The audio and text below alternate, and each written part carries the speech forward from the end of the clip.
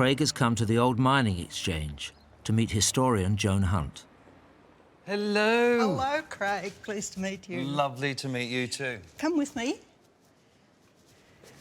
I've just recently discovered that my great-great-great-grandfather, Charles Tinworth, and his wife Elizabeth became bankrupt after 10 years, bless them, of mining. I just wondered if you knew anything about that. Well, I know that they became bankrupt in 1865, and you might be interested to read this follow-up. Yeah, that was 1865. So this is from the Geelong Advertiser, Thursday, April the 29th, 1869. Before His Honour Judge Forbes, Commissioner in Insolvency. The following is a list of certificate meetings. William Valls, Ballarat, Thomas Hanson, Charles Tinworth, here we go.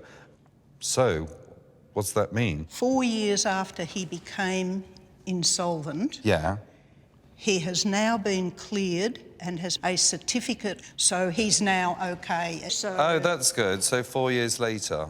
yes. Wow. What did he do for 4 years? We do know that the two brothers, James and Joseph Tinworth, were with Charles, and they had started mining together. Interesting. By the late 1860s, when Charles joined forces with his brothers, most of the gold near the surface of the riverbeds around Ballarat had gone. Like other prospectors, the Tinworths had to invest in more equipment so they could mine deeper into old, buried riverbeds. They really got to a point where the buried rivers were being depleted, so it's very likely that maybe in 6 months or maybe next year, that will be pretty well worked out and they're going to have no more gold. What a life. They had a lot of ups and downs. Yeah, they didn't did. They really, really did. 20 years after gold was discovered in Ballarat, the boom was over, and by the early 1870s, many miners had left. Those who stayed moved into a more dangerous and costly type of mining. They wanted to get at gold buried deep in deposits of hard quartz, a common mineral in rocky higher ground. Craig wants to know if his 3 times great-grandfather and his brothers took to this new type of mining. He's come to the White Horse Ranges on the outskirts of the city to meet mining scientist Curtis Noyce. Hello. Hello, Craig. Yeah. Curtis, how are you? Curtis, lovely to meet you.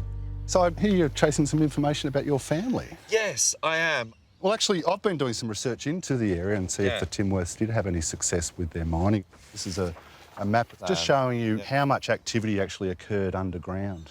I've just seen Clark's and Tinworth mines here in Ballarat East. That is... although not your family's, is very close to this area. So it'd be a very similar operation. That is huge. I mean, this is a massive progression from when they first started. This is proper mining, isn't it? Yeah, absolutely. Industrial. To get at the gold-bearing deposits of quartz, Charles and his brothers had to build a shaft reaching hundreds of meters underground. They'd haul the heavy quartz to the surface and crush it to extract the gold. So where we stand today is actually where your forebears were. Really? And in fact, I discovered a couple of depressions and I thought I'd better have a closer look. So there's a slight depression through this area. OK. Oh, yes. That had me interested. So I came looking and I actually discovered just here a footing of one of what I believe to be the shaft. Wow. It was a eureka moment. I noticed this tiny piece of concrete. And what I noticed that was different about the concrete is that it's full of quartz, which means it's not modern concrete. So they're using the materials that are available to them. Available, yeah. So I believe that has been put there by your family. Wow. Tinworth quartz. Absolutely. I'm going to build a house out of it. That's amazing, actually. Well done. There's a little bit of history right there. In fact, a huge bit of history. It hasn't been uncovered for years. How exciting is that? I'm not sure if you're aware, Craig, but today we are mining directly under here. And if you'd like to come underground, Really? I can show you the base of this shaft. I'm getting goosebumps. I mean, this is ridiculous. This is about coal mining. Absolutely. This is about mining, and I'm actually starting Still to... exists. Wow! Underneath this now. 500 to 600 metres below the surface, we are mining today. That is insane.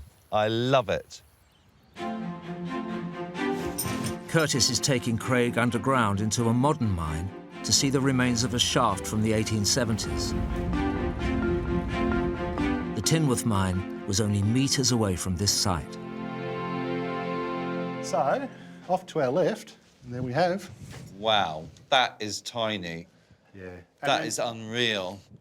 The shaft, you'll just see some timbers in the background there. Yes, I can. So that's where the cage would come down with the men. Oh, OK. And because it's the sort of the bottom of your workspace, you'll have to bring out your wheelbarrows and your tools for the day.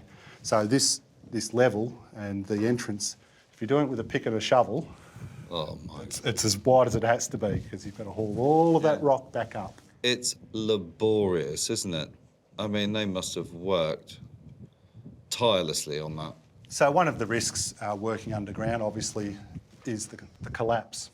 So while you're tunnelling away, they won't have all of the ground support in, and a number of men lost their lives. Oh, God. I know you hear of, like, old mines caving in, don't you? Yeah. Oh, God.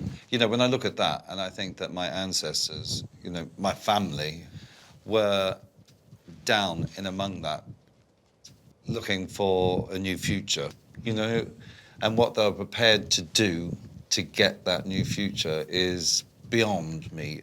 Living on a pipe dream, you know, living on... With no guarantees. With no guarantees, and it's just It's a incredible. big commitment. Yeah, a massive commitment. I mean, you're risking your life just for a better future.